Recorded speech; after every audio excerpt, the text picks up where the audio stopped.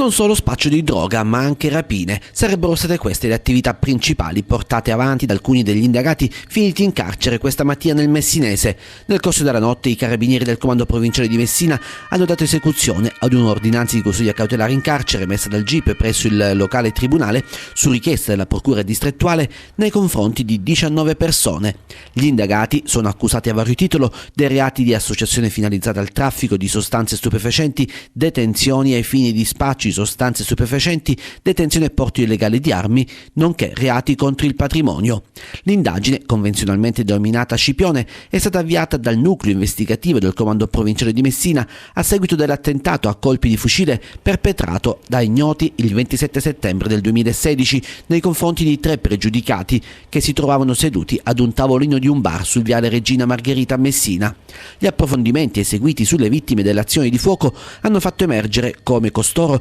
fossero inseriti nel contesto del traffico di droga cittadino e hanno quindi consentito di delineare i contorni di un'associazione per delinquere dedita ad un florido traffico di sostanze stupefacenti. Non solo droga al centro delle attività illecite del gruppo, le indagini hanno anche identificato uno degli autori di una rapina in un'abitazione commessa insieme ad un complice ancora non identificato il 9 aprile del 2016 a Torrenova ai danni di una sessantenne che nella circostanza venne picchiata e legata ad una sedia e derubata di denaro contante e gioielli.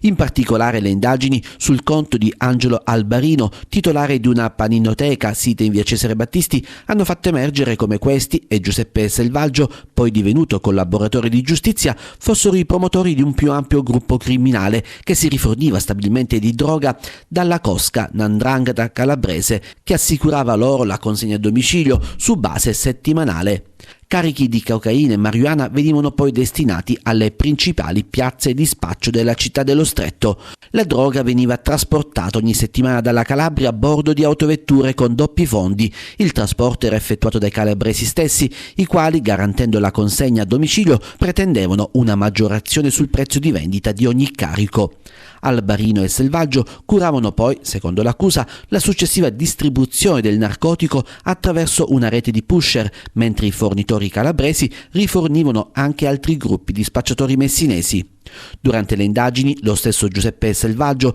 tratto in arresto nell'ambito di un'altra indagine per il reato di usura, decideva di avviare un rapporto di collaborazione con la giustizia, ammettendo il proprio coinvolgimento nel traffico di sostanze stupefacenti e confermando la collaborazione dei coindagati come appartenenti al gruppo di cui era capo. Le indagini hanno fatto anche emergere come Selvaggio e i suoi complici fossero inoltre attivi nel pianificare e progettare il compimento di furti in appartamento, individuando le potenziali vittime facoltose, controllandone gli spostamenti e studiandone le abitudini al fine di commettere i fruttuosi colpi. Tra le vittime la sessantenne di Torrenova che venne selvaggiamente picchiata per essere derubata di denaro e gioielli.